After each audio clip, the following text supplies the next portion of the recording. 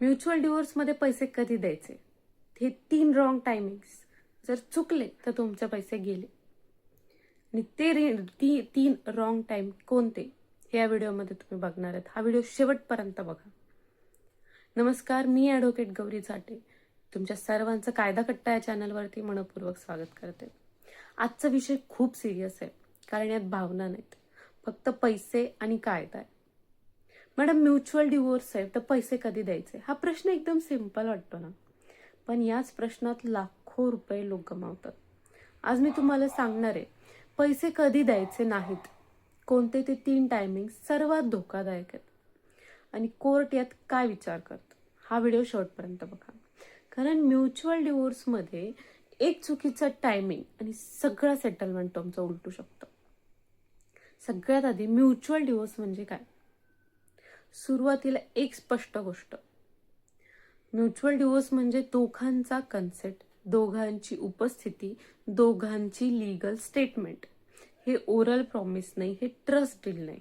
Mutual divorce हा court controlled process आहे आणि म्हणून पैसे कधी द्यायचे हे कोर्ट प्रोसेसशी अटॅच असलं पाहिजे.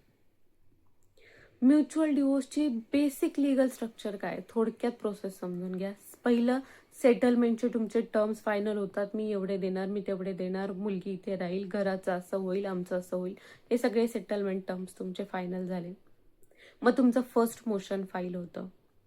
मग तुमचे स्टेटमेंट्स रेकॉर्ड होतात.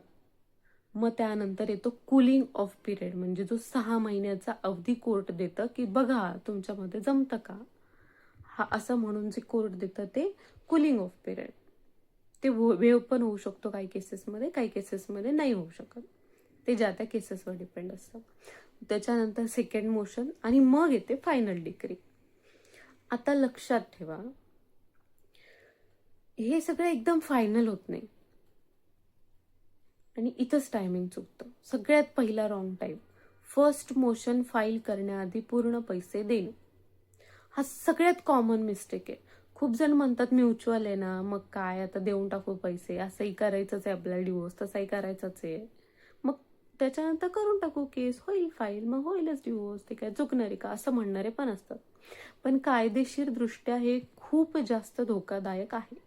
काय प्रॉब्लेम होतो, फर्स्ट मोशन अजून फाईल झालेला नाही, कोर्ट रेकॉर्ड नाही, स्टेटमेंट नाही, लीगल अंडरटेकिंग नाही. उद्या दुसरी पार्टी जर म्हणाली मी डिवोर्स देणार नाही, तर पैसे गेले, डिवोर्सही नाही मिळाला आणि रिकव्हरी खूप कठीण आहे. म्युच्युअल डिवोर्समध्ये कन्सेंट अंटिल सेकंड मोशन, म्हणजे कोर्टमध्ये काही रेकॉर्ड नाही, तुम्ही लिगली एकदम एक्सपोज्ड आहेत, तुमच्याकडे काहीच प्रूफ नाही किंवा तुमच्याकडे कोर्टाचा पण तुम्हाला आधार घेता येणार नाही, कारण कोर्टात तुम्ही गेलाच नव्हतं. त्यामुळं पहिल्या मोशनच्या आधी कधी पैसे द्यायचे नाही. पहिला रॉंग टाइम. दुसरा रॉंग टाइम, कोर्टाबाहेर पैसे देणं, तेही रिसिप्ट आणि रेकॉर्ड शिवाय. दुसरी मोठी चूक, आमचं आपापसात ठरलंय, आमचा विश्वास आहे, ट्रस्ट आहे, कागद काय करायचं आहे, ही भाषा कोर्टामध्ये चालत नाही. कोर्ट काय पाहतं, सेटलमेंट कोर्ट रेकॉर्डवर आहेत का, पेमेंट मेन्शन आहे का, अमाऊंट, मोड, स्टेज सगळं क्लिअर आहे का. जर कॅश दिला, रिसिप्ट नाही, अंडरटेकिंग नाही, कोर्ट म्हणतं पेमेंट प्रूव्ह करा, आणि प्रूव्ह करता नाही आलं तर लीगली पेमेंट एक्झिस्टच करत नाही. त्यामुळे म्युच्युअल डिवोर्सच्या कुठल्या स्टेजला पेमेंट करायचं हे खूप इम्पॉर्टंट आहे. हा पूर्ण डॉक्युमेंटेशनचा गेम आहे. गेम हरला तर आयुष्य उद्ध्वस्त होऊ शकतं. तिसरा रॉंग टाइम, तो म्हणजे सेकंड मोशन हिअरिंग आधी पैसे देणं. हा मिस्टेक फार सटल आहे की पण तो खूप महागात पडतो. लोक म्हणतात सेकंड मोशन आहे, आता होतं चाललंय, झालंच आहे, थोडंच राहिलंय, देऊन टाकू पैसे. पण लक्षात ठेवा, सेकंड मोशनमध्ये दोघांची स्टेटमेंट्स रेकॉर्ड होतात, जज सॅटिस्फॅक्शन घेतात, कन्सेंट फायनल होते. जर स्टेटमेंट रेकॉर्ड होण्याआधी पैसे दिले तर समोरची पार्टी स्टेटमेंट बदलली तर काय, दिवस तर अडकला ना. डिवोर्स स्टक झाला, तुमची पुढची लाईफ स्टक झाली, पैसे दिलेले ते तर गेलेच. मग या सगळ्यामधून आउटपुट काय? Frustration, tension. या सगळ्यांमध्ये कॉमन मिथ्स काय आहेत माहिती आहे तुम्हाला, या म्युच्युअल डिवोर्स बद्दलचे आणि त्याच्या पेमेंट बद्दलचे? म्युच्युअल आहे म्हणजे काय धोका नाही आहे रे, चल चल होतच राहील. कोर्टच्या फॉर्मॅलिटीज आहेत म्युच्युअल डिवोर्स म्हणजे. फक्त कन्सेंट जर एकदा दिली तर मग बॅक घेता येत नाही असं नसतं.